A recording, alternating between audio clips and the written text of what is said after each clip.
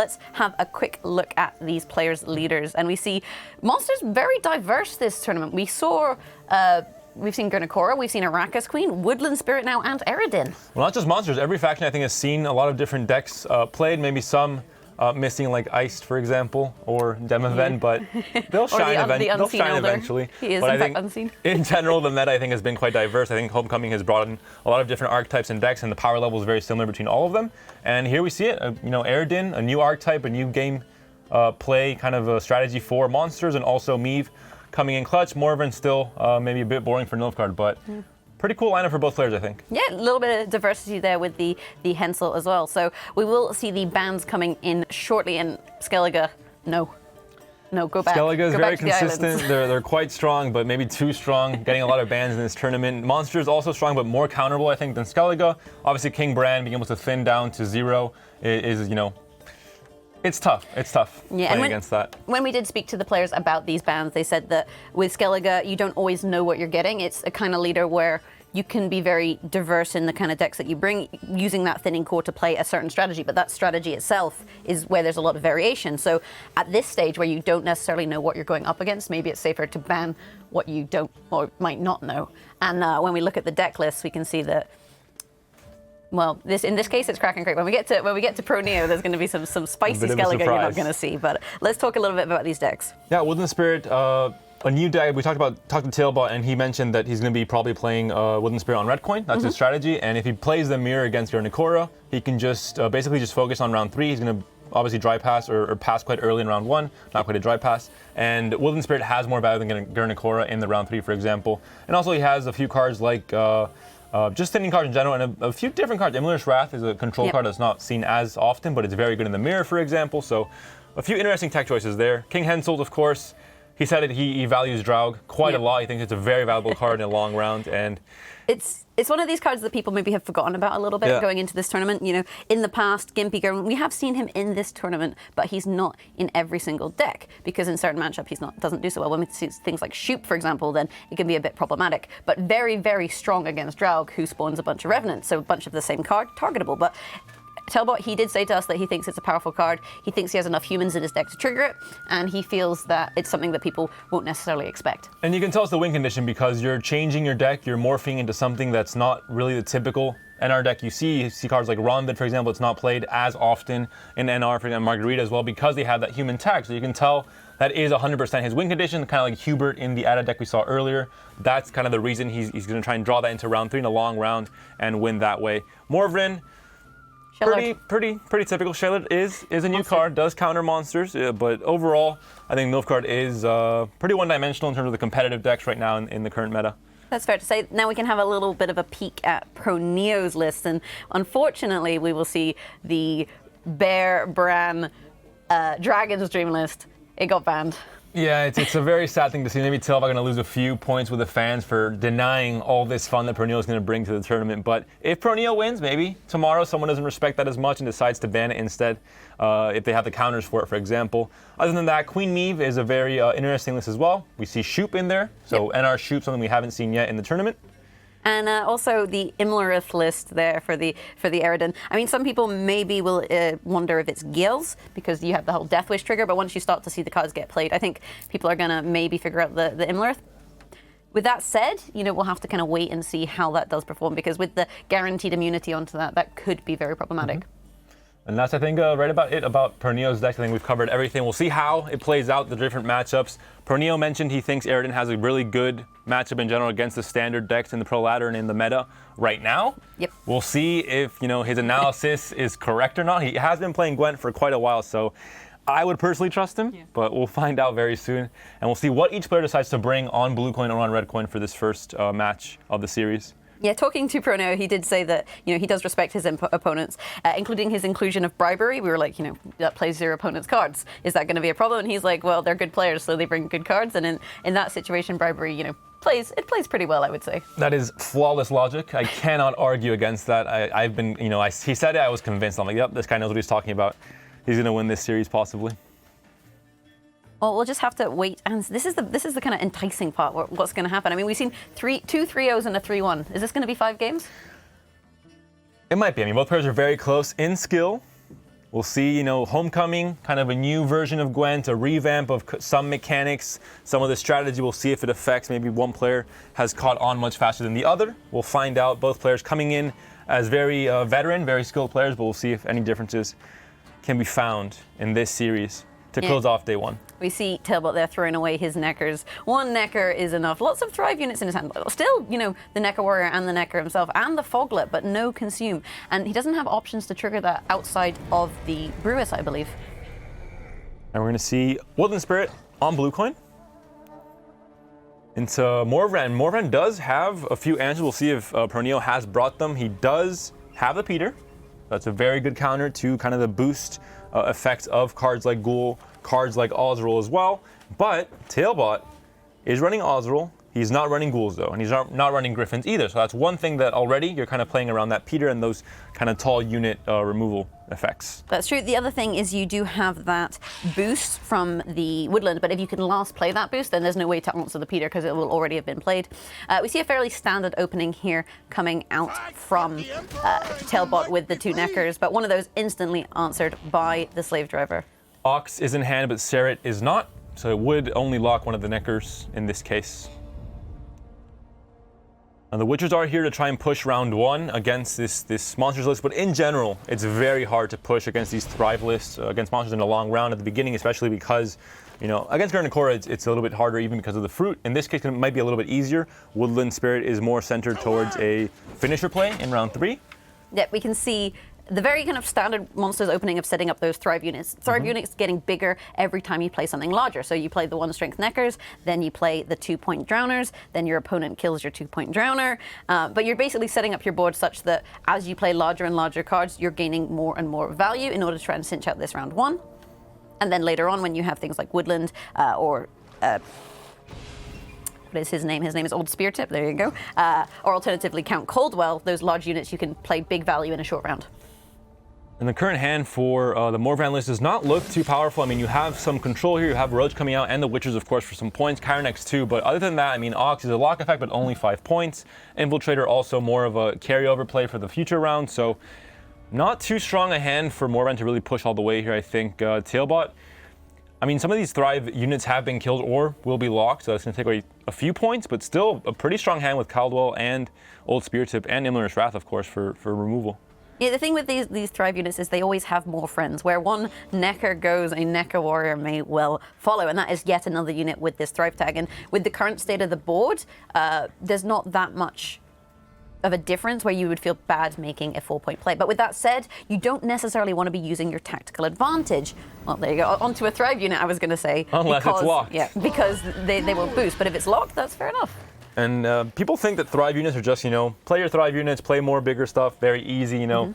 They think it's one of the, you know, easiest mechanics and easiest keywords to play with in your deck. But sometimes the Thrive sequencing and knowing exactly how to get the maximum points can be difficult. I think TailBot is making sure he can ramp up the Thrive perfectly to not lose any single point, because that might be, even with Garnicora, it's even more important with Griffins and the sequencing in general.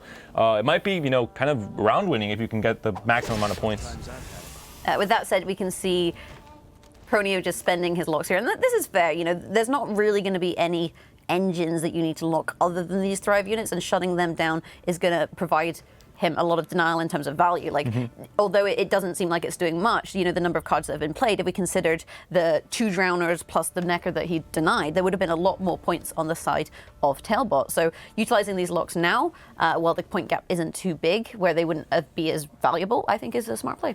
And even more considering he's playing against Woodland Spirit, you know, like that is just points and points and points in round 3 where you need to have last say, you need to have that Peter to counter the leader, and also just the Ozrel, for example, and a lot of these boost units. So he knows he has to fight for this round. There's no, you know, I'm going to give it up, let TailBot have it very quickly, because that is just one way to lose the game very quickly, I think. Yeah, it's interesting to see the list in terms of proNEO's list. It is that Commander's Horn list, and we haven't really seen Commander's Horn Nilfgaard doing so well today in terms of some of the matchups. So it's going to be interesting to see how this round plays out. You know, how much does he value last say, because you can reset or remove a big target compared to, you know, conserving points for the future. I mean, he has Asir and Menno, but he doesn't have Commander's Horn itself. But he hasn't done his Witchers. You know, are you saving them for round 3? I mean, at this point, you have maybe 2 viable plays that are going to try and win you the game. But once you go into, the infiltrator territory, you're, not going to get too many points on the board. Only 4 points, more of a carryover play. So I think this kind of gives TailBot the chance to say, okay, he's playing very low tempo. I'm going to win this round pretty much for sure. I can commit Caldwell. Maybe he'll pass at this point, and you're not. And you have just a really stacked hand for TailBot. Maybe 2 stacked even. I'm wondering if you really want to commit Caldwell necessarily. It depends more or less what your strategy is in terms of your graveyard, but you can always set up your graveyard yourself if you find Brewis in order to utilize the Osril. I mean, is there an argument to play, say, Imlerith's Wrath here to remove the 6, where you're not committing quite as much value because Nilfgaard doesn't tend to have the units that you need to remove?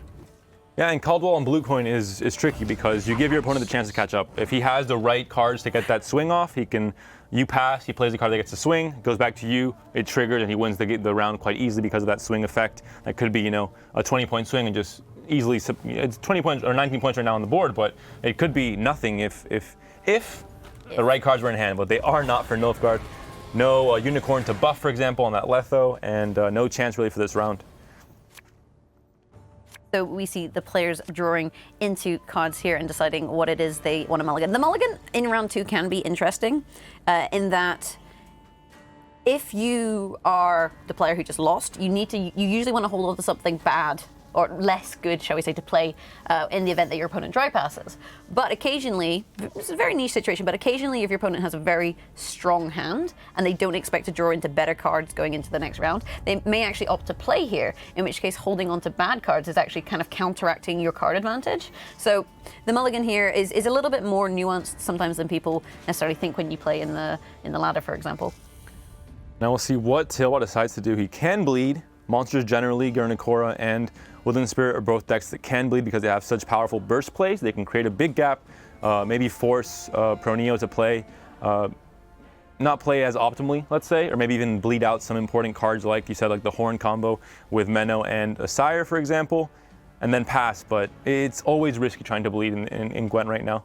You can lose a card very easily, especially if your opponent has Leo Bonhart, for example. You play a 12, you think you're safe. He plays Leo Bonhart, he's 3 up on points, and then you're kind of in a bit of a pickle. Yeah, given the state of the hand, this isn't actually a bad time to bleed. We only see the 1 bronze card, the Forktail there, in the hand of TailBot, and actually is a good card for a long round. But it's quite reactive. I think you have the 12 and little else to play, right off the bat, so it's a bit risky, like I said. Instead, goes for the direct pass, goes into a long round. Nilfgaard, not too known for having too many dangerous engines. It's not a scary deck to go into against a long round, other than the Horn, for example. So I think it's pretty okay. We do see the Infiltrator coming up once again, and the Osril also drawn to consume that Count Caldwell probably. Yep, we do see the double Witchers also in the hand of proNEO, quick to throw away Eskel, keeping Lambert in his hand. Foglit, not great in round 3, I think. You don't really need the thinning, and it's only going to be a 6-point play if it all goes perfectly with the Brewis in hand. Yeah, it does provide a target for Brewis. Typically, when you use your Crones, because the Crones synergize off of one another, Brewis is the one where she gains more consumes, but consuming more things isn't typically that useful. So she's kind of used just to power up the other 2. It's kind of like an anime, it takes a few rounds, but eventually the Crones all get powered up, and then you'll see them attack. Or defend, I guess. This buff onto the Magna Division buffs it up to 5 essentially after the buff here from its effect, which means that it's a lot harder to kill. We mentioned it before. 4 is kind of the golden number in terms of removal, with Kyrenex and a few other cards. Also the Crone trio, if you play the second one, the damage 1 second. But in this case, at 5 strength, it's a little bit harder. I mean, that is true, but I would argue when you have Imlerith's Wrath in hand, damage an enemy by the power of your highest ally, plus a 12-point old spear tip, you're not overly concerned with the Magni Division getting too big, because you're just adding more value to the Imlerith. That's very true. Bribery, also in hand for proNEO. We'll see if his flawless argument works out here. You can find some very strong cards that don't really rely on synergy, like the old spear tip, for example. But as it is, it does, target all cards in the deck. So he could also get a Foglet. He can also get a Foglet. That would be a bit sad. True. We do see Brewis, Basket Head, 1 True Wayfoe, consuming the Foglet there and thinning the deck a little bit. And these are your options. You have Destroy an enemy with 8 or more power. You have Enrage Ifrit, which is a pretty solid choice. There actually is an enemy with 8 or more power. 11 points for 8 provisions. The math checks out. proNEO is a god, flawless logic. I mean, Geralt, he just wanted to join his School of the Wolf buddies, right? We've got Lambert, Eskel, Vesemir, and now Geralt, original Geralt. Fantastic. None of this Geralt light. Geralt 0. I'm not about that. We see Geralt of Rivia also a removal option once it goes up to 8. So Magnet Division, in one way or another, will be finding quite a devastating fate in a few turns. That's what he gets for wandering around the desert, man. You got to be prepared for these things. He's not prepared. And there's the Weavis coming down, boosting the Foglet. Nothing too, I think, transcending happening here. Just proactive play in a way, just trying to get the best value from his other cards, like Forktail, for example. TailBot mentioned it. He's not playing Witchers in this deck, which means that automatically Forktail already becomes a lot better because Witchers, who would have thought, are played in a lot of decks because they provide a lot of thinning and a decent amount of burst points as well. That is true. And we also see the Wispus there. She has reached her final form. She's ready for the Kamehameha. That is 6 points of damage, gaining 2 points for each other Crone plate. So the Brewis we saw and the Wispus. And these are interesting cards in that you can maximize damage, or you can choose to maximize boosting with Weavis, or consuming if you're that way inclined with Brewis. And depending on your matchups, you may want to go for different things. Mm-hmm. I think he knows that a Sire is played quite often in Nilfgaard, so there will be a 6 strength unit coming down shortly. Can't kill the Magnet Division, so probably not going to target that, even though it's above the threshold of the damage it has currently. And it could also, work quite well to kill a Kyronex if Unicorn was in hand, for example. That could be a threat, especially with the buffs from Morvran. I think the Magnet Division isn't, though, too much of a threat. Ideally, you're probably going to be using it here for your Geralt target. I mean, you have, like I said, the option of Imlerith, but Geralt, he needs something 8 or low or higher, right? And if you don't find that, it's a 3-point play. So I would imagine Geralt will be used on the Magni, and then the Imlerith's Wrath will be used on whatever else is left that is big, which with double Commander's Horn, there's going to be some options. Well, at this point, I think the growth was purposely stopped with Serret going front row, just to stop it at 7 so that it wouldn't get into Geralt territory.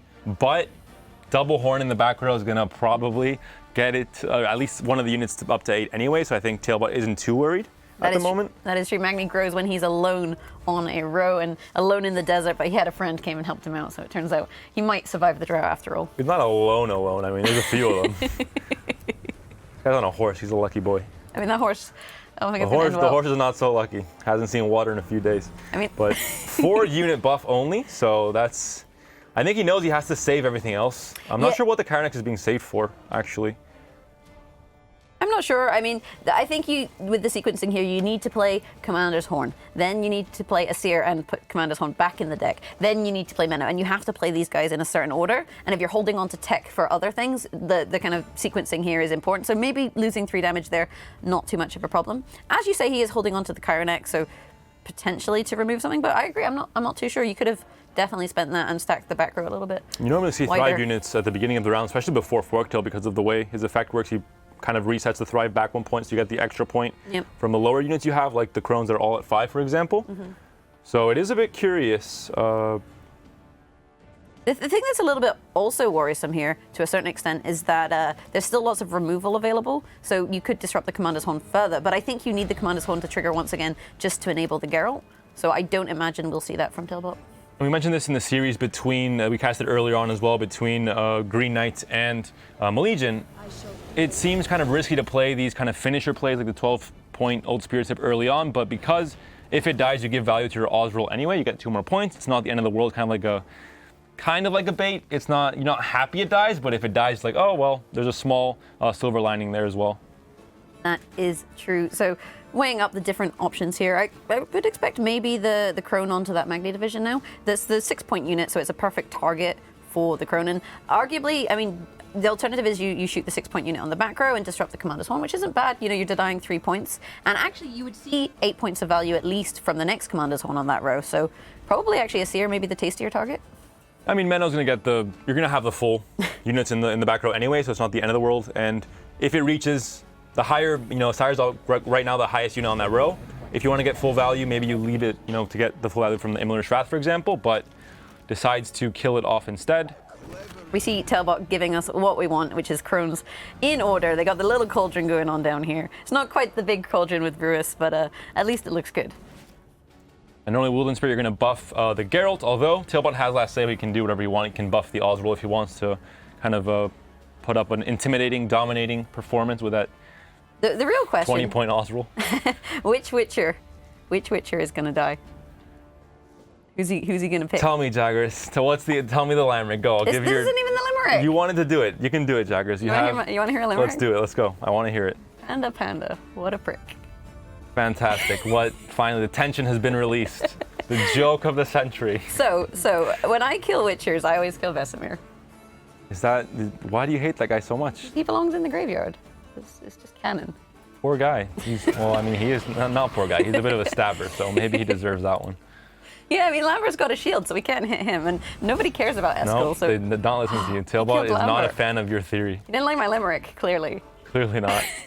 Aldril's still going to come down for a ton of points. We see a big point gap still. proNEO up 8 points, has the Peter, but doesn't have the last say. We mentioned it, so maybe he had to push round one just a tiny bit more. He doesn't have last say against Aldril. He doesn't have last say against Woodland Spirit that is already telling you, hey, 8 free points for your Peter. No? Okay, bye. I'll have last say then.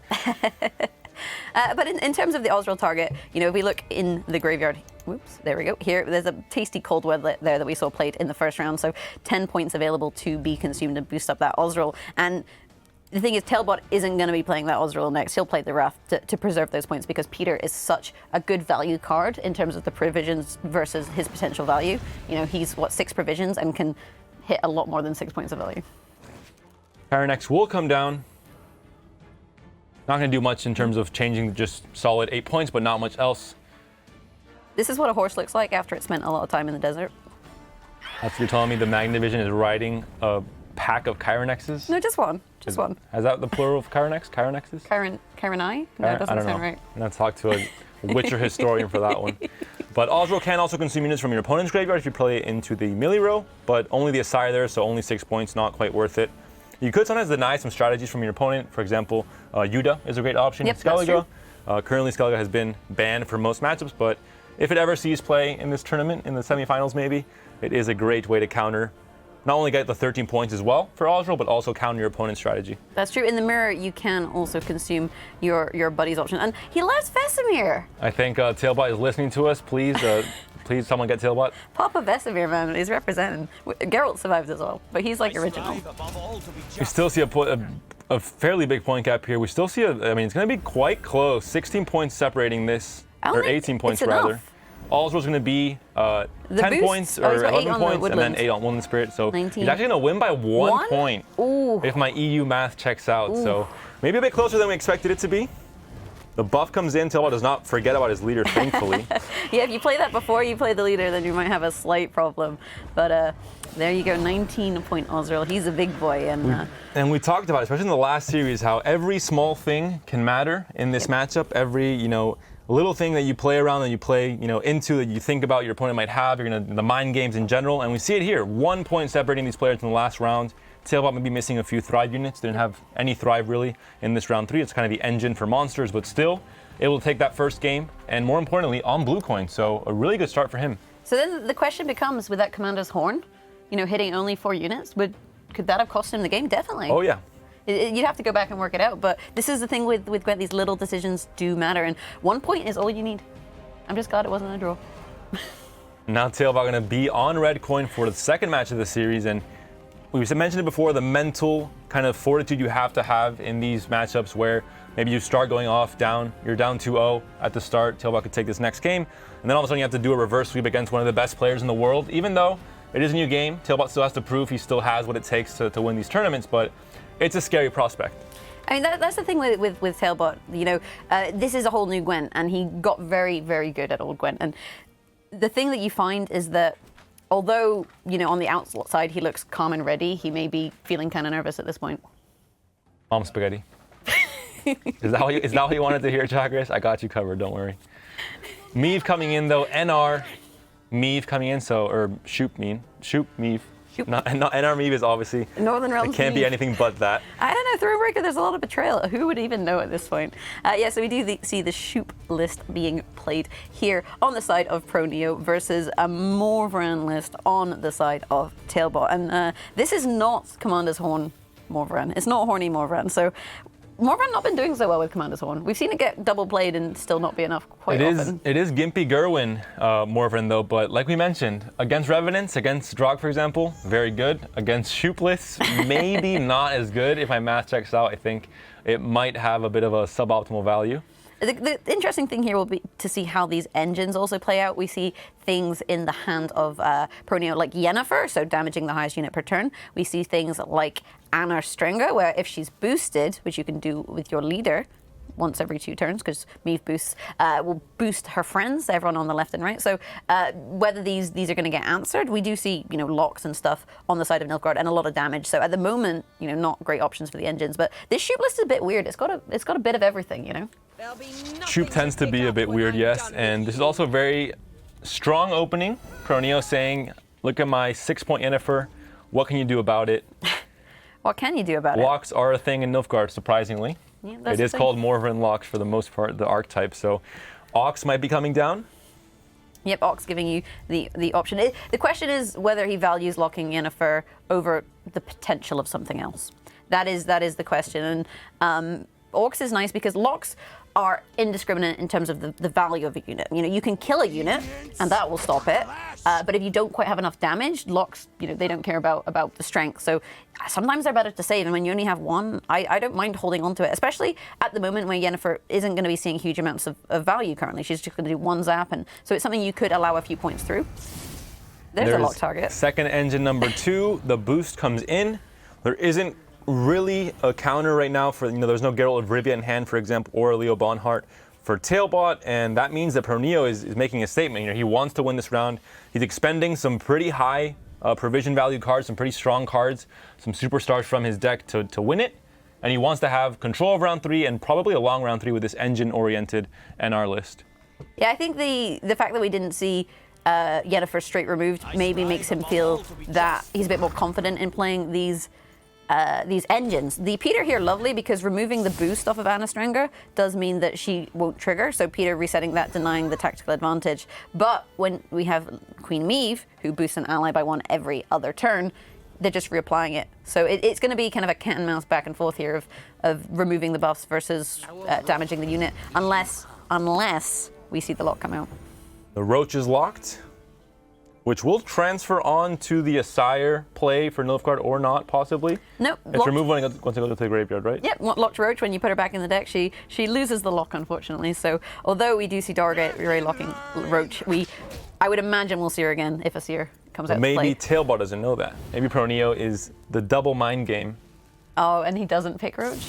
I mean, it's a possibility. I feel like TailBot probably does know that. If I were a gambling lady, that is what I would predict. Lots of 1s. And that means a lot of damage from Yennefer. We see a huge point gap here for proNEO, even playing kind of the slower engines first, which are, typically not that high of a tempo play. Still creates a huge gap here. And TailBot might be getting up this round quite early, which is a dangerous thing to do against NR. I mean, we're at the 7-card mark, so this is sometimes where you see people just throw out weak cards and then pass. And considering he hasn't answered either of these engines, I feel like, well, never mind, that might be what he was going to do. But it's interesting not seeing, full denial on the Yennefer, because she's provided a lot of value. Oh, I think TailBot's definitely not planning on winning this round. I think he's saying, hey, I'm going to pretend I'm going to play into this round, but really, I'm going to pass probably right now, maybe. Infiltrator could be a play you can make, but you're getting into risky territory. Yennefer keeps sticking after your opponent's passes. You have to start playing some pretty high tempo plays, and you still have some, let's call them carryover plays with Shillard and Infiltrator, for example, you would want to play in round 1. You can also play in round 2. If your opponent, they want to go for a long round 3, they're going to pass early on in round 2, give you the chance to kind of play solitaire for 2 turns. Yeah, Infiltrator's fine to save just because if you lose the round, you have to play something in round 2, so it gives you that something and still provides value of the Infiltrator. With that said, we saw TailBot opt to thin here. He didn't choose that 7-card pass. He chose to play the Emberic Brigade and start to thin his deck. He still has Witchers, so, the question is, does he want to thin everything, or is he just thinning a little bit to improve his draws? And there's the Infiltrator. Now he's tempting proNEO a bit. He's saying, this guy's playing, he's disrespecting me. He's playing very low tempo. Yennefer is still thinking, maybe I pass. Maybe it's going to be hard for him to catch up. Especially where you can play Witches, for example, then everything's at 3, everything gets pinged down again. So it's kind of difficult. And you can only really play 1 more card from TailBot to pass here, so. Is this a round 1 bleed? Gwent sometimes is complicated. You bleed him round 2 now, TailBot strategies. You bleed him round 1. Just ignore the engines completely. He's starting the bleeding much earlier, and then round 3's already dead. There's no more blood to lose. Yeah, if you run out of blood, you can't bleed anymore. That is a TailBot strategy right there. And proNEO kind of in a little bit of a bind here in terms of how much does he want to commit? Because you commit those Witchers, and it does thin your deck, but it's also 9 points. And that puts you 18 points above your opponent in round 1, which is quite a lot of points spent that maybe could have seen value in round 2 or 3. And he's tempted to pass. This is a moment where Yennefer is still taking. She does everything by herself. She's a strong, independent woman. She takes or does she? She needs orders. She needs orders. You gotta tell her what to do. She's not that independent. She's not apparently. that independent. That's not gonna go well. But Morvran can't catch up with obviously the Witcher trio, and the Morvran buffs also gonna move past the 18 level. So maybe this is just next level stuff from TailBot. He's baiting proNEO into passing. Now he has control in round 3. proNEO thought he was going very carryover. He didn't want to give him that much power. And now TailBot, if he wants, he can bleed in round 2. It depends what he expects. He's seen the Witcher there on the side. Oh, speaking of seeing the Witchers there, we're seeing the Witchers in proNEO's hand now. And I wonder which 2 cards he will mulligan. Which Witcher is his favorite? His favorite is Eskel. That is a poor choice. Now with this hand, can TailBot actually bleed though? I mean, you don't have these incredibly strong burst plays like you do have in Monsters with Morvran. So you either go into a very long round 3 against Northern Realms. You have last say, sure, but you don't have, I don't think you have enough control for all of these engines. So it might be difficult to win this game. Yeah, on top of that, you don't want to play Shillard in a round that you bleed because they'll just mulligan whatever becomes a 1. So it's tricky, but you want to play Treyharn. And you're already at 7 cards, which means you can't really just play 2 cards and pass, because then you're giving your opponent the chance to pass anyway. So, but then you have to throw away the Treyharn, and Treyharn could find shape. It's a tough decision, and that hand is more or less completely golden, other than 1 card, the Nausicaa Sergeant. So this is, I talked about that in the last game, deciding going into this round if you feel like your hand is strong. Do you take that push, or do you let it go, do an Elsa? And the Sergeant this is a clear tell. TailBot is saying, literally spelling out loud, I'm going for a long, I'm going to try and bleed you. He's trying to get optimal value from his engines, playing them early even though they're low tempo, but this gives proNEO a chance to play a Vest, to kill the engine, to have the 3-point advantage right now, immediately, and it makes the bleed so much more dangerous for TailBot. Down to 6 cards, which means he cannot draw to the full 10 for round 3, and this might be where Nilfgaard just doesn't have that oomph, that initiative, and the power to really bleed your opponent effectively. Yeah, I think Nilfgaard is a very tough list. There's a lot of good cards, but you often need to find all of them. We actually see the Liverian Cavalry coming out there whenever you play a unit with orders boost self by 1. So proNEO saying, you got an engine? I got an engine too. And lots of horses. You never notice how many horses are on cards till you start talking about ponies in a Gwent cast. The Unicorn goes down. The deploy effect buffs the Nausicaa Sergeant. Of course, he needed to play a card to get that buff off. It would not go off by itself, which means he had to obviously continue bleeding at this point. You're going to just pass after getting this engine from proNEO. I mean, unicorns aren't horses, so they're not welcome at the horse party. Kind of horses.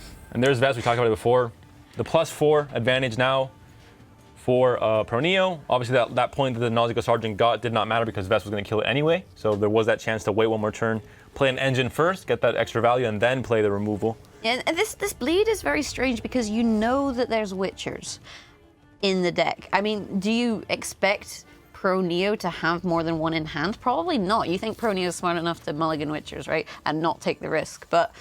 And you don't have an incredibly strong finisher in Nilfgaard that you can maybe think, okay, I'm going to go a card down into round 3, but it's a short round, I have this 15-point finisher, I can play in 1 play and still go up ahead, because you don't really have that in Nilfgaard.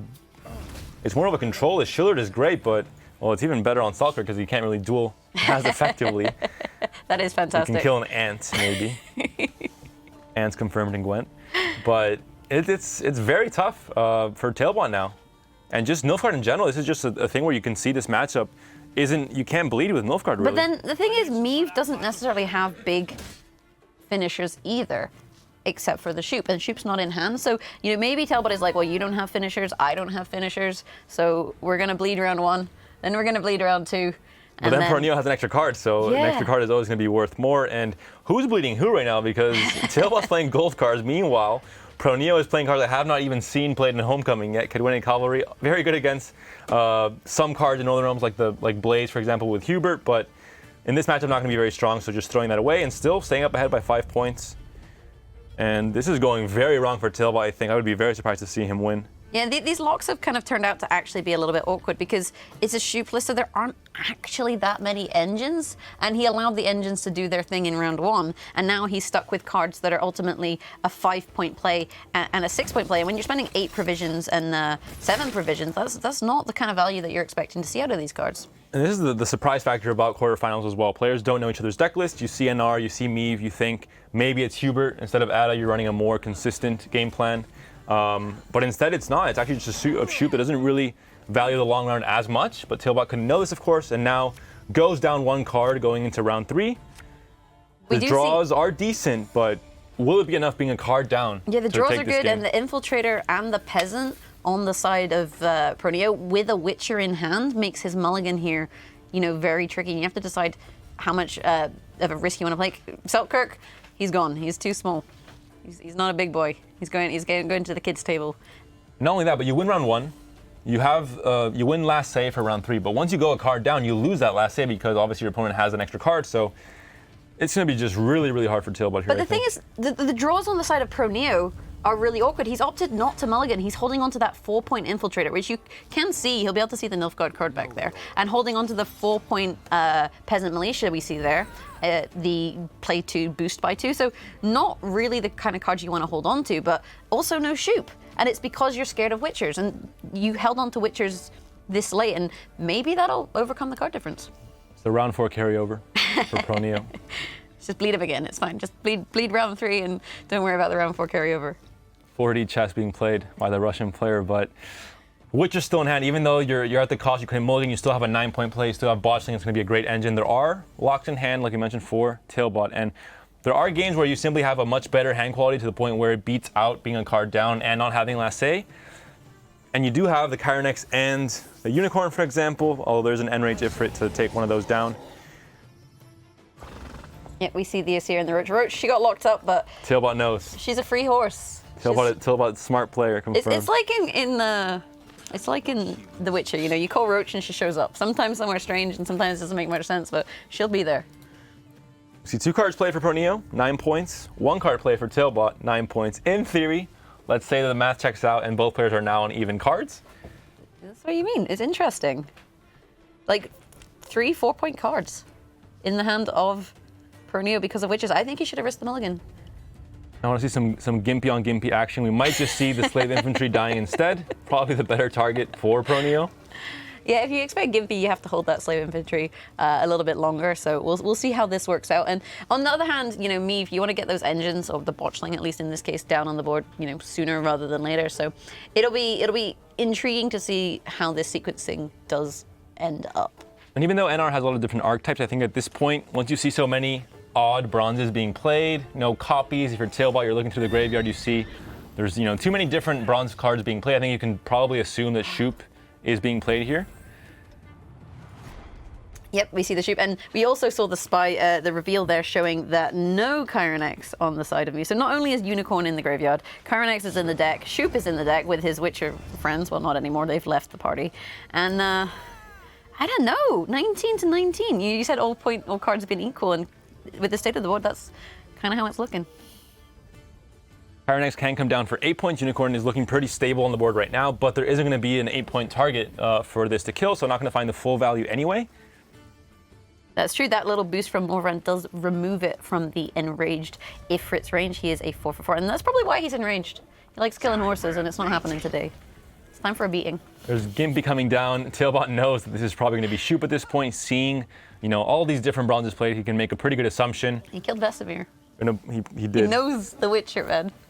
He finally learned his ways. And Botchling can die to Kyrenex, but can also get locked by Ox, for example. So. But if you compare value, that's a 4-point play. Admittedly, the proNEO's behind 2 points. TailBot's done it.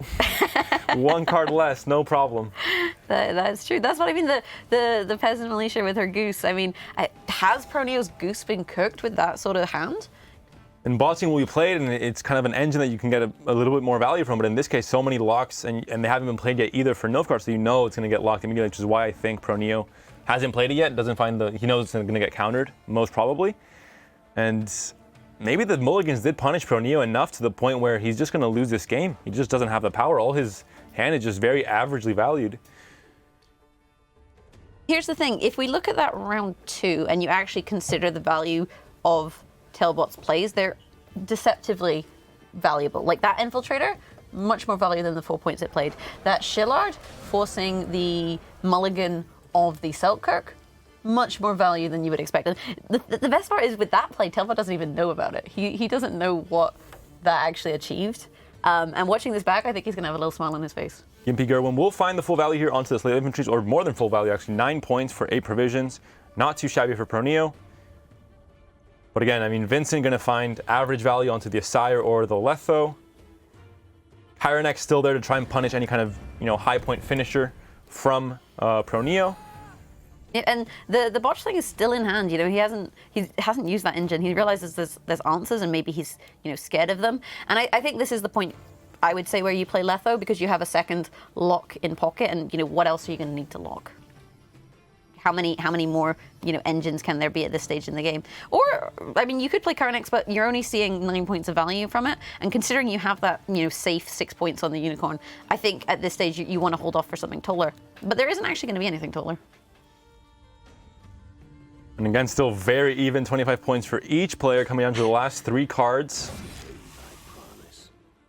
Letho comes down, choosing what to lock. Does not, I guess, the Infiltrator maybe for round 4, but doesn't exist just yet. Enraged Ifrit instead. Again, the lock of no value. Nothing is adding any extra value to the board here from a special effect. It's so close. We have the 5-point Orcs, and then the 5-point the 5-point botchling. Gimpy, though, is big value. Will go off once before. But I think proNEO might just have this because there's not enough value for the Kyrenex. And it may be that it would have been smarter to play the Kyrenex first and the Unicorn second, and that might be what it comes down to. There is a Vincent as well. Going to get fairly standard considering the hands right now, 7 points, not going to be too bad. And you have the Meave buffs that have been going on all throughout round 3, whereas Morbin only has that last tick of, the last buff, the 2-point buff or boost. Yep. To get on one of the units. And yeah, it's coming down to these very small plays, and we saw that in the previous round as well with the 1-point difference going into it. Like TailBot, even though he was a card down, considering the draws, did have a chance in this round. But I think not finding enough value out of Kyrenex is going to cost him. I don't think he quite has enough because again, Orcs, a little bit Orcswood. Look at me like that. You had to do that one. Ox does come down, again does not find it, which is very surprising for TailBot, I think. To have 2 locks, not do anything against Northern Realms is not what happens in your day-to-day matchups against NR. Botchling finally comes down, the almost the last card Botchling. New strategy here from proNEO, but still going to get answered by the Kyrenex going to be. But that's not good, because now it's not targetable by Vincent. And with 1 boost in hand, you can then boost the 6-point Asir. So you get slightly less value out of Vincent. I don't think it's going to be enough, though, with this 4-point difference. Killing the Botchling gives you another 5. Do you buff the Asire, though? I mean, it's kind of risky. You're putting up to 8. You don't know what your opponent has as the last card. I think you do. Could be game losing. That's true. Well, I mean, I think either way, it doesn't overly matter. And there, he's seen the 1 point. He's seen the 1-point Selkirk, so he knows what that's not a Shillard hand, got at up least. to. He buffs the 4 instead, so he respects the possibility of something like a Geralt of Rivia, and that means that now there could be a target on the Sire, and the 1-point buff from Meave will take it again by 1 point here for proNEO. And ultimately, if he'd buffed Asir, he would have won. And the card finally checks out. We were proven no, right, maybe it would have been a tie. I don't know. With these kind of small point values, it's there's definitely different plays each player could have made to change the outcome of these last 2 games, and that's high-level Gwent. This is, I mean, we mentioned it, 2 very skilled players, very close skill level for both players, I think both veteran players, and again, it comes down to the smallest of things. 1 point, even with TailBot's, down 1 card for round 3, both players had a very awkward hand, I think, not very strong in terms of points in general, no big swing plays like Horn or like you mentioned Shoop as well in the Shoop and our list, and proNEO takes it and equals a series 1-1. It's been an interesting set, and the fact that this is the last set of the game, players typically don't enjoy going last because you spend the whole day nervous and kind of waiting. But from a commentary perspective, and I think from a spectator perspective, this is the match that people were most interested in, just because both of these players have made a name for themselves. Colomoan too, but he was against Alessio, who is newer, and Malegian, he's only been here once and it's not turned out so well. Similarly, Cam's track record not as prestigious as both of these players. And interestingly, both of them been to a Gwent Open final. Neither of them won a Gwent Open, although TailBot did win a Challenger. And TailBot, that's a nice bicep he has there. Gonna have to comment that. It's bulging out at me, but we're gonna join into game 3. Not gonna let me get too distracted there. Not only does he like gaming, he also likes gaining. That's correct, Jagras. Thank you for your puns. You're welcome. Hensel does finally make an appearance, though. This is the Drog version with Revenants, and it does get countered by Gimpy. Looking at proNEO's list on his Morvran, he does not have Gimpy, so TailBot, once he finds this out, he will be very happy, because that is the one huge counter in round 3, literally a game-winning card. Yeah, and the Hensel list is probably one of the more interesting ones to watch. It's a little bit, less common. Well, it's the only Hensel here, so obviously it's less common. But usually what you'll see is a play with the Hensel in round 1 to kind of force out your opponent. And given TailBot's hand, you have the Trebuchet, so you can double Trebuchet, which forces them into row stacking, which plays into your Lacerate. Alternatively, you have other options, such as the Lyrian Arbalest to get a couple engines going. It's kind of a versatile card, but typically you'll see it played in round 1 to force them out. Then we have the long round 3 with the Draug, which we don't currently see, and that's more or less the deck strategy. Whereas Morvran, he just plays sort of good cards. That's his thing. I love the interaction between Reinforced Trebuchets and Lacerate. There's the very simple synergies in Gwent where you see Unicorn, oh, I'll play Chironex, yay, yeah. high IQ play. But now you see things like Reinforced Trebuchet. If you're not a good player, you play into the back row against NR anyway. If you're a good player, you played a lot of matches, you know what's up, you only play front row. And then all of a sudden, TailBot is next level, brings Lacerate, and punishes you for that, and gets maybe 12, 14 points for a 7 provision card. So I love to see, the kind of more subtle synergies. And here's an engine getting buffed, also a very smart play. Yeah, apparently armor won't save you, which is interesting considering it's no longer in Gwent. Of course, Leo Bonhart, also a very smart play against an 8-point engine, not only getting the full value for Leo Bonhart, but also taking away all those engine points as well for what could be a very long round 1. I like it a lot here because Northern Realms doesn't always go toll, and so finding that Leo value is really good because Leo, you can target Witchers, which is really great against Nilfgaard because of Letho and Orcs and Seret, but against other decks, you need to find something toll. And certain decks like this one, you're not necessarily going to see it unless you're on red coin, in which case the tactical advantage kind of creates toll units. We do see again that small buff onto the Magnet Division just to make sure it survives that minor amount of damage, but in this case, it's not a play that proNEO knows that Reinforced Trebuchet is a thing, but he also knows that Magnet Division has to be alone on its row, so there is really no way to play around it. You have to say, if you have it, great, I'm just going to lock it next turn or kill it with Seret, for example. If not, then it's fine. Although Ox is not in hand, actually. That is true, and you can get a second Trebuchet with that Hensel effect. No longer the Lyrian Arbalest is a viable target, so I would imagine we'll potentially see a Hensel here to really push out this round, and also counteract the growth of the Magnet Division there.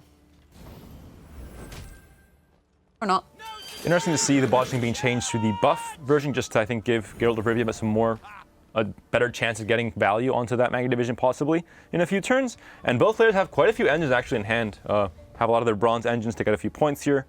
Lyrian Arbalest did die, but Reinforced Trebuchet took its place, and we see Magnet Division and the Nausicaa Sergeant for Nilfgaard. I think that Geralt's going to be really tricky, though, because for every point that the Magnet Division gains in his exploration of the desert, that Trebuchet is just pinging it off. So there's ultimately, it's a net neutral. Very high IQ physics, Jagras. 1 minus 1 is indeed 0. Yeah, how's he going to get to 8 then? It's never going to get there. I was making sure you're paying attention, Jagras. I passed. You passed the test with maybe an 8 out of 10. Flying colors. Maybe it took a few seconds to get that one, but very well done. Witchers are in hand though, so thinning and a nice 9-point burst there. Alchemist, we talked about to proNEO about this card. You might think, oh, is this some high IQ synergy with a certain part of his deck? No, he said it's just to get mulligan it and get it out of my deck. It's a 4 provision card, but in this case, he kept it in his hand, so not the greatest thing. He may have found it during the mulligan. The thing is, with this Magni Division, though, and the Trebuchet, is it's playing into the Lacerate. And, Commander's Horn, it's all well and good. Oh, 3 points for 5 units, but this is 2 points for every unit on the row. So, all else being equal, if you look at the provisions, it's like 7 for Lacerate, and I believe about 14 or so. Yep, there you go. For Commander's Horn, I do know my provision cost. So, it's kind of tricky as a pass. And there's a pass from TailBot keeps the Hensel, keeps that as I think it's going to be a Revenant, trying to make the Revenants more sticky later on. When you can use it on the Hensel on the Revenant and pull it out, then it makes it so it's much harder to lock both of them in one turn, and they can still kind of reproduce. Yeah, we called that Alchemist mulligan fodder, but he got to see play there because of the engines. Just taking him over the edge with the number of points that you need, and he's worthwhile. Just because he doesn't have synergy doesn't mean he doesn't deserve to be seen. And there's a Witcher found for TailBot. I think at this point, because Drog's in your deck and you have to find it, you have to play Witchers in round 2. Yep. You can always mulligan them in this round if you're not scared of a bleed. It's a riskier strategy and just hope to draw one anyway in round 3. I think considering you haven't seen your opponent play their Witchers, that's something that is worth considering. Although, it's kind of telling if you don't see Witchers at this win condition targeted. Peaked. It's peak of the week, that. But I was going to say, you haven't seen the Witchers, which does hint towards Commander's Horn. So it's going to be interesting to see how exactly this all works out. But I think if you want to really find Draug, you need to play Witchers here. And we laugh about Draug, but finding that reveal there confirms what this archetype is 100% and tells proNEO that it's time to bleed. It's time to, you have the Horn, you have the Witchers, you have your engine already on the board. It's stuck for now, hasn't been locked just yet. And it might just be the time to try and bleed as much as possible, because if the Revenants can't, reproduce in a long round, you don't have many humans on the board, then all of a sudden there's no win condition for TailBot. And he gave up round 1, so he doesn't have the say in how this game plan, goes forward in round 2 and round 3. Yeah, and I think, I was going to say that I think maybe the bleed has been sniffed out there as TailBot opts to play his own engine. Quickly answered by Latho, dealing 3 damage because of Seret, we see up here in the hand of proNEO. Now, Witchers are going to enable the Horn as well, so there's going to be a lot of burst points for proNEO. Lacerate will, get some of those points back for TailBot, but do you think this is a 2-0? Maybe not a 2-0, but it's really going to hinder TailBot in round 3, even if he has his strategy enabled. He does still have Hensel. That's true.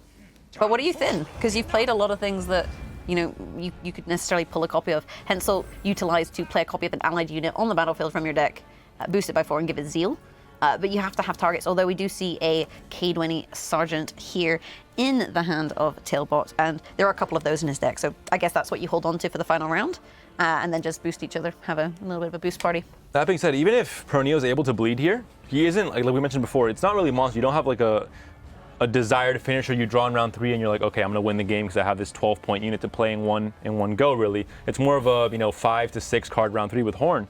So if he wastes that kind of win condition here to try and bleed, it might just be a top deck war in round 3, and then he might just lose anyway. So I think Noseguard in general in this current meta is very tricky to play and to play well. For sure, and spending those Witchers does make that Commander's Horn much trickier to play, and these aren't the kind of choices that you want to see. We've got Vesemir, we've got Lambert, you want to hear him? No. And we've got Draug, and humans, 1 human. But it denies Geralt. That's the worst human. You just took away the engine value from Magni Division. But it denied the Geralt. And it can play around, maybe it was the next level, and it plays around last right now. You can play back into that row, so. Maybe proNEO is right after all. I think, I don't know, not awful. It's still 7 points of value, 8 points of value because of the now 1 point ping, but you're denying the growth. But considering Geralt of Rivia really likes enemies with 8 or more power, look at those 2 7s. Well, the Horn's going to get the Draug up to 10 anyway, so I think there's going to be a target there. You can play 1 more card if you're proNEO and then play the Horn to try and dodge that for 1 more turn and maybe then pass. Just a 2-0. That's what that suggests. I think if we see 1 more card before Commander's Horn. We see Hensel come out now, give Zeal to the second Revenant, and all of a sudden. Oh, that 1 point left though. And here they go. Who needs Draug? And you're back in the lead, so TailBot now doing the surviving in this round and proNEO doing the bleeding. And maybe again this is going to be punished in this round by losing that card here for proNEO. He does still have Horn, and he has some pretty strong cards in hand. He can lock, or he can shoot a unit. Thank you for for the verb that I needed. There you go. He can attack. The thing is he can protect and he can attack. He's got the Unicorn, he's got the Carnex, but the problem is I don't know if he's going to be able to make up this card because of the Lacerate and because of Geralt of Rivia. At this point, I feel like you're almost committed to at least trying to 2-0. You do have the Commander's Horn, which is a big play and is going to give you some space, but as soon as you spend that, these answers, they're pretty close. Lacerate can come out now. It'll enable the Revenant. It'll also, you're going to expect about 10 points maximum of value. There's no reason for proNEO to stack more than 5 units. Horn is enabled already, so that's really just the maximum you need. And you're not playing around something like a Trebuchet anymore. So I think this might be a last rate Revenant combo from TailBot. It guarantees he's catching up and creating a bigger point gap as well. Yeah, I like it. I think the Revenant plays is nice. It also sets up for future Revenants. Although we can also use Shayla there to deal 2 damage. She does 2 damage and then 2 more on order. So next turn he'll be able to deal another 2 damage. And these Revenants, when they go unchecked, are surprisingly problematic. And now so you have that window there, so it goes down. 4 points of difference here. Last rate will be kind of dueling with Commander's Horn for points and for value in this round, but the problem, I think, well, I was going to say the problem with Lacerate is it kind of goes against Geralt, but if Commander's Horn or Unicorn gets played, that does provide a target. So it's definitely viable here. I mean, you could also opt to just play the Kedweni Sergeant. Well, never mind, because it would catch you up too. But there's the Lacerate plus the Zap from Shayla, dealing 2 points and 25 to 17. Now proNEO is in big trouble. If he buffs the 1s even, they're going to go up to... Actually, the Kyrenex died, so it would only be a 4-point buff and 8-point play, but we'll play around the Geralt of Rivia at least. Yeah, but it puts them on even, so it's not even, really causing, I guess, that much of a stir. And I imagine that we will, I don't think, well, you can't spend Geralt here, so, your options then are, do you play Ronvid? He's 6 points, and then he will come back next turn. And whenever you play a soldier, he gets summoned, or do you spend the Kedweni, which is a boost and gives you kind of points on the board? They're kind of similar amounts of points. This, I think, the clear message from this series is bleed gone wrong. I think at this point, there is the value from the Geralt. It'll actually be enough, exactly enough to win it here.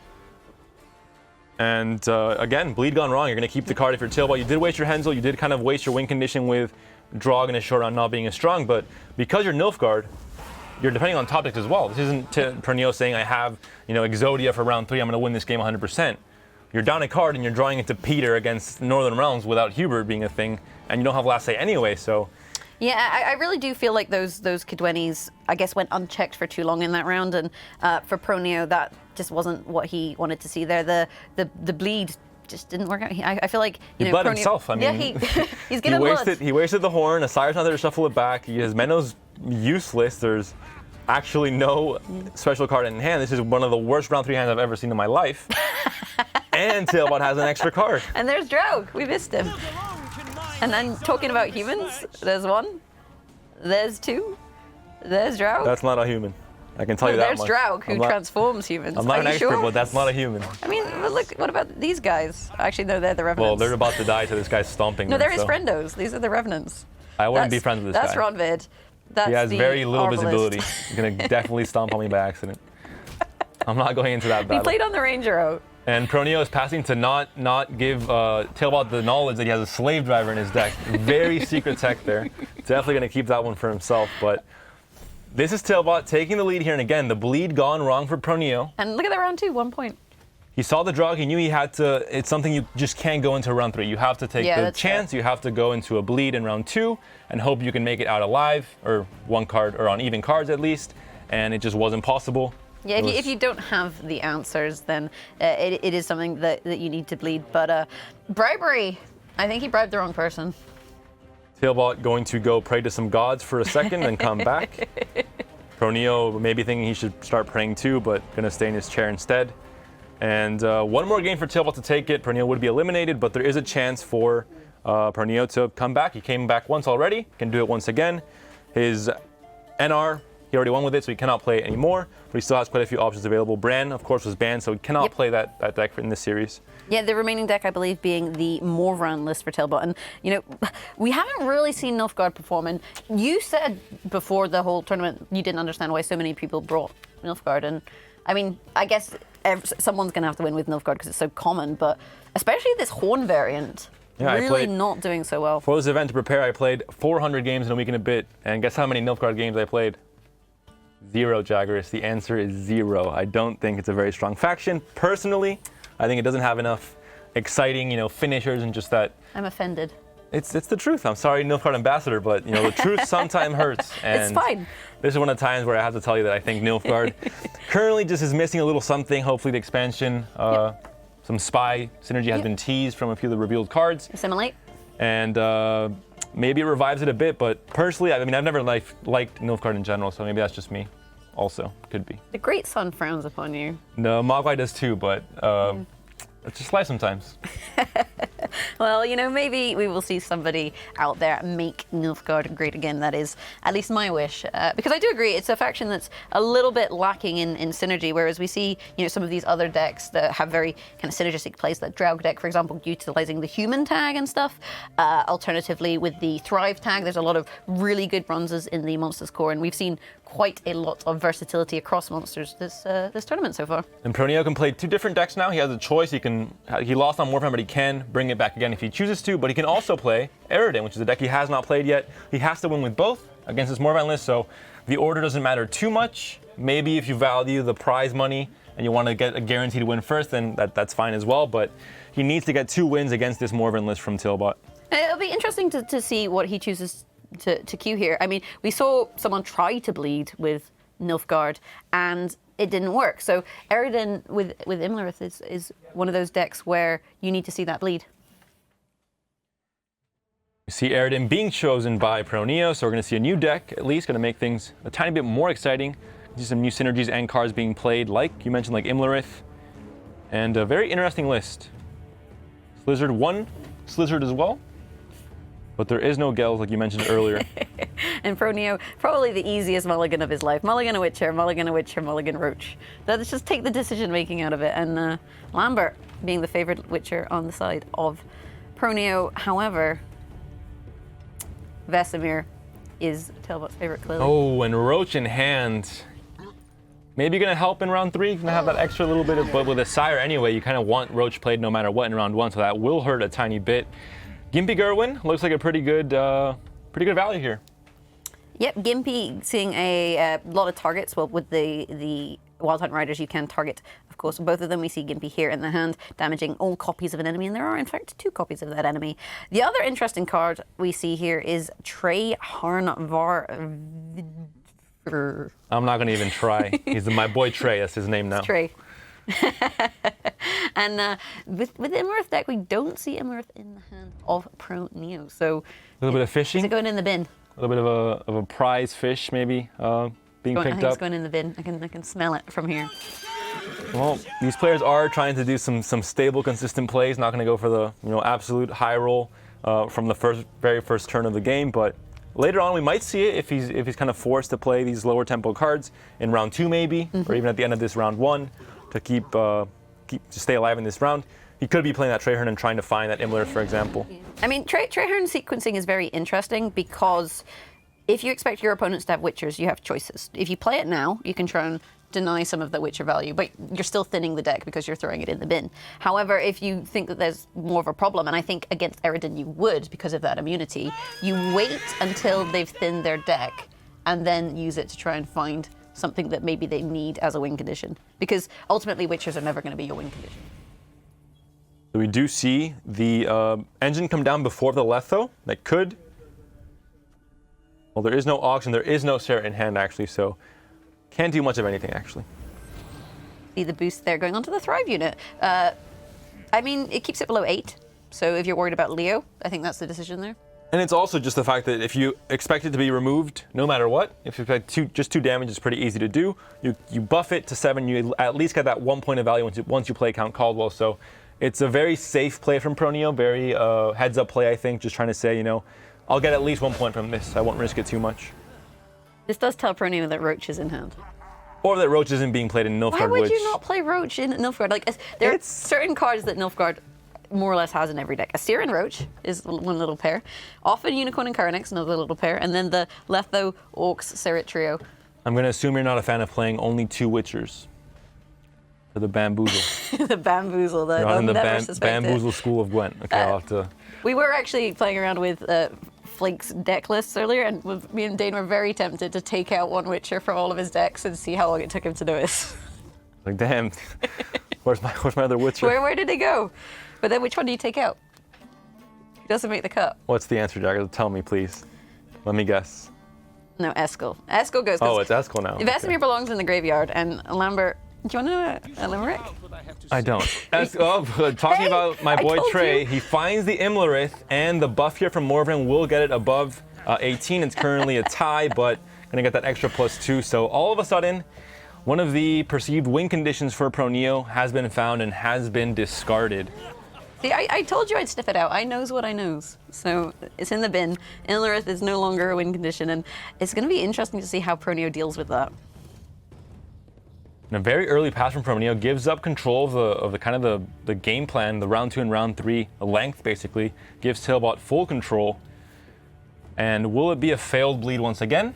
I think generally you almost always want to bleed Aridin. You know, something spicy is coming up if you're looking to make a unit immune. It normally spells quite a bit of trouble. But you've seen the Imlerith get discarded. Could there be a second target though? What would be the second target? Well, I'm not question. a professional player, Jaggeris. I'm a caster. I'm not. So that's up for the proNEO to decide. We've seen Gels in some lists. We've seen Avlak also giving immunity to some lists that are very centric on having a target that needs immunity.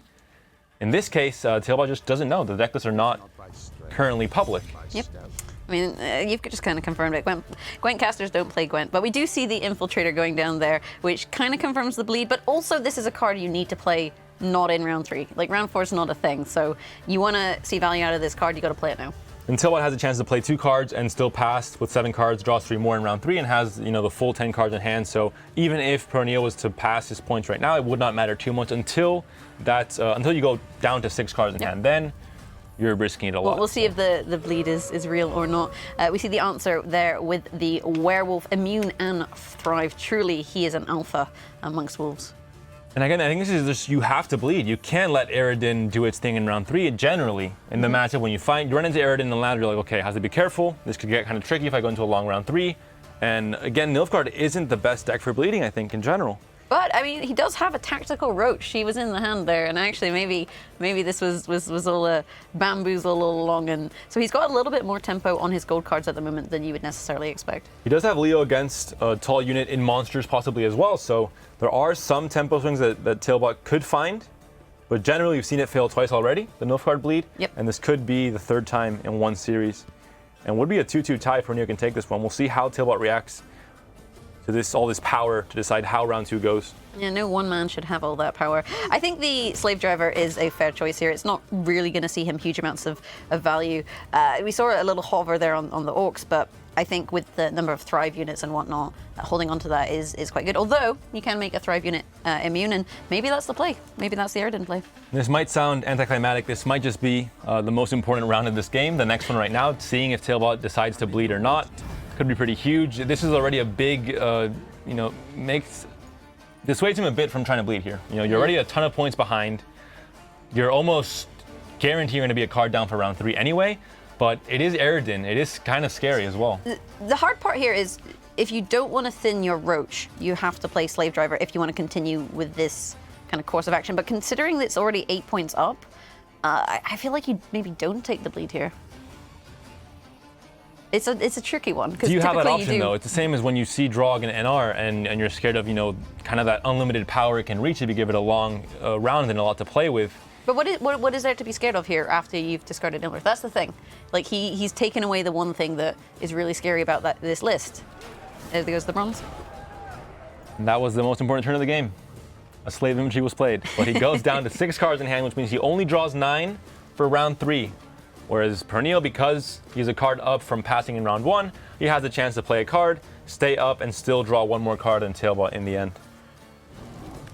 The enraged Ifrit there, killing the Infiltrator and stopping at least the card from going into his deck, so denying a little bit worse draws there. And it's a fine play. He's comfortably ahead. He can remove something that's a little bit problematic, and he's still got toll units for later on. He's still got his Crones to do things with, but also that Drowner. How do you feel about that? Holding on to that? Well, I mean, proNEO might just be trying to stay ahead no matter what, try and create a bit of a point gap to have a comfy lead. Depending on if TailBot goes for a very high tempo play, he could be kind of scared and not be able to catch up in 1 card. So we talked about before where the bleed with the Neckers were kept in hand, and it kind of says, what your opponent is trying to bleed to, where they're going to say, okay, I'm bleeding up to this card. If I can win it, sure, fantastic. If not, I can't really play a 2-point Neckers my last card. So this might be similar here He for loses proNEO. last say as well with this line of play though. Yep. So Leo is going to be maybe problematic, and there are Witchers on the side of Eridan, so you can target a Witcher and kill one of those. But that's a 6-point play, and that's probably not creating enough wiggle room. Now the John are finally played. Stay ahead by 3 points. You put your engine down onto the board as well, your Thrive engine in this case, and TailBot's going to have a hard time finding enough value here. I mean, I think you can afford to spend more round points here, because it's not one of these situations where you have to save your more round points necessarily because your opponent's leader doesn't actually give any points. He only gives immunity, right? So he's denying removal. Whereas you can spend the more round charges here because leader's not giving points, so spending them's okay. So maybe if that gains him the card, it might be worth doing. Because if we look at Eridan, you can see, oh, he does boost by 3, but it's not necessarily going to be a huge problem, that 3-point boost. It's the immunity that's usually the issue. Could be used on the Caldwell even, just to make sure it can't be damaged. Stays at 13. Going to be quite hard for Nilfgaard to get to 13 points, and it can't be targeted by Leo Bonhart either. Unlike, for example, Scorch, it isn't really a targeted effect. Leo Bonhart is, you have to click on the little boy, or the big boy you want to kill. Yeah, and perhaps it's worthwhile actually spending Leo here just to find value from it. The alternative is, if you don't think you're going to see value, to mulligan it. But mulliganing it against monsters when there's usually a lot of toll units is kind of a strange decision. So that, I think, is going to be one of the tricky cards that TailBot has to kind of figure out. Only 1 point up for proNEO, but that's more than enough to keep his card. 5 cards in the hand for proNEO, and only 4 for TailBot. TailBot's on the play as well, which means that this bleed is not going well. It's been kind of the story of this series until now. Bleed's not going well. I mean, they're just giving blood, right? You gotta be positive, Panda. I'm not going to react. And again, these are locks, these are a little bit of damage, but there aren't, we mentioned with Nilfgaard, they don't have those extremely flashy plays. This is going to be a hard way for proNEO to catch up here, because they only have that 1 point advantage. Caldwell comes down, we could see immunity here, but instead going to pass, and that gives Leo Bonhart a very good target. Yeah, we talked about what is Leo gonna hit, and there is a juicy Count Caldwell and a little dog. So he's got value there, and that's going to maybe create him enough space to get ahead. Opening. That is where it is. So immunity could have been huge here. Both players are going to have some carryover with their leaders for round 3. 3 points from Eridan and 4 points from Morvran. And it might just be a top deck situation. We talked about Nilfgaard not having these crazy kind of top decks where you just draw it and win the game, whereas Monsters tends to be the complete opposite.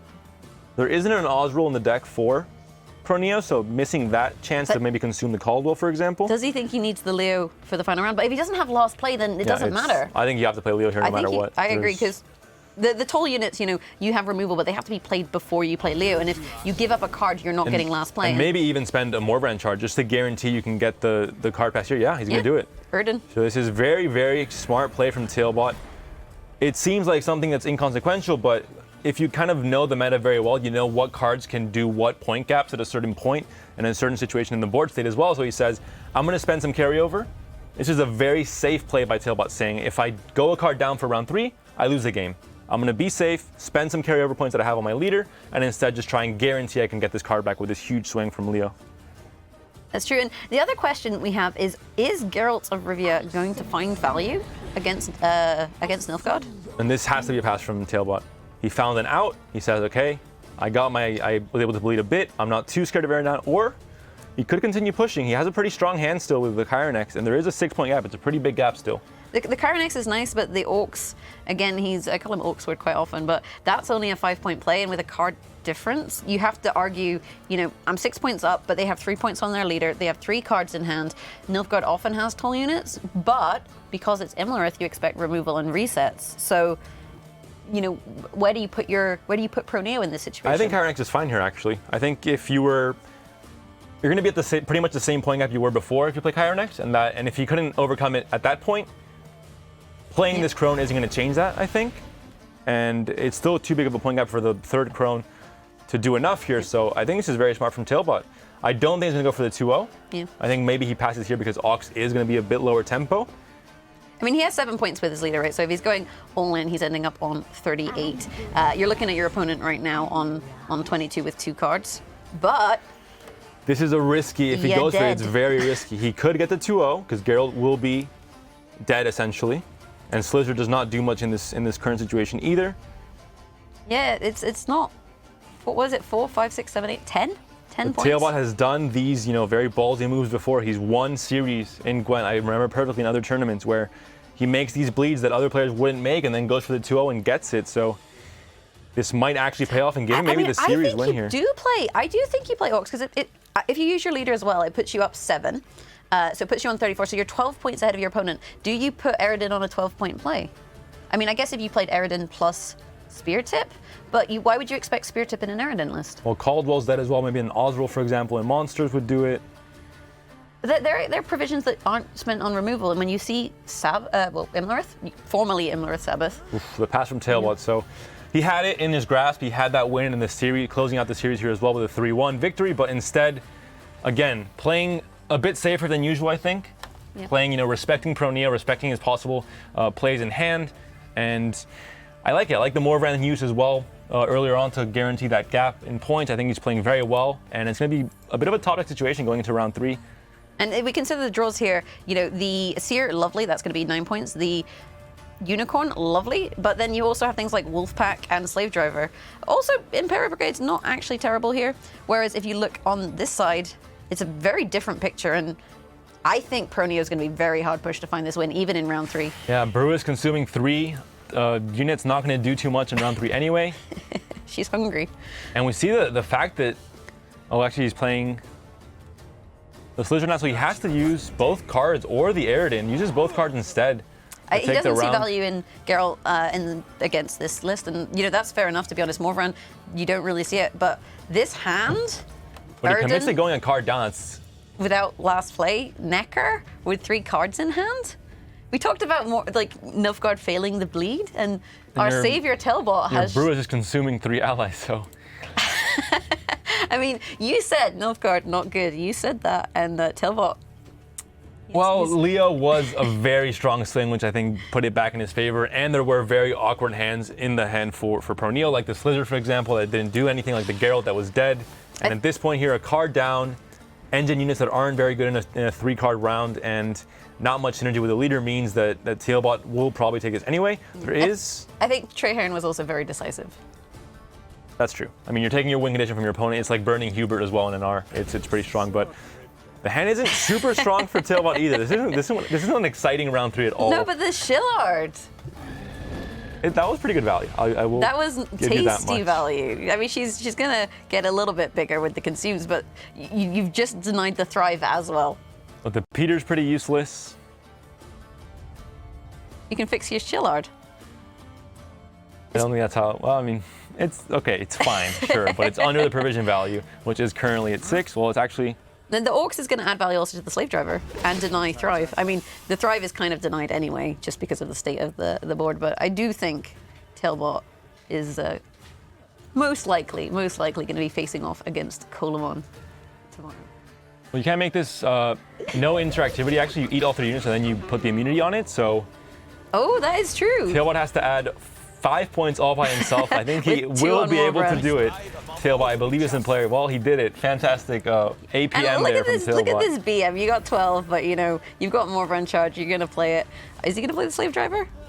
Nah, that's game. That is game, set, and match. And unfortunately for proNEO, I think the Treherne there really impactful. The bleed, really successful, and we've seen it go wrong. We've seen it go very wrong, and there TailBot's showing us just how it's done and why he is a firm fan favorite when it comes to Gwent tournaments. Yeah, I mean, the thing there was the bleeding. Every game we almost saw a bleeder because both players were playing for shorter rounds in general, I think, and in the end, TailBot, very smart plays in that round 2. I think he had the perfect Leo play to catch up, get the card back, and use a Morvran ping as well to get that extra 2 points. And another 3-1, another semifinal for TailBot. Maybe this is finally the open where he's able to move on ahead. Yeah, I think all this bleeding is just build up for the Crimson Curse, bleeding being a new card effect coming to the game on 28th of March with the Crimson Curse expansion. Also, if you guys missed it, you can check out the YouTube channel for Gwent to see the official trailer. Along with that, we now have pre-orders available.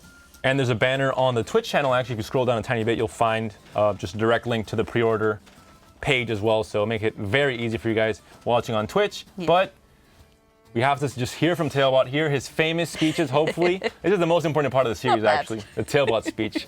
So I hope it's a good one. Berja, take it away. All right, I'm here with TailBot. I have a request for you. It came straight from the chat. Can you flex one of your guns? I don't know. I don't want to cause kappa pride overload in the Okay. chat. So is that a yes or a no? I mean, I could, right? Like, why not? And I touched it. Okay, we got this. We got this. All right. Now, since we got the most important part of it, how do you feel after the match? Yeah, I feel pretty good, actually. I mean, not great because I'm pretty sad about my misplay in the when I didn't buff a sire with my Morvan charge, and that costed me the game. Otherwise, it would be a tie. But yeah, that was pretty big misplay. But overall, I feel pretty well. How do you feel going against Colemon in the semis?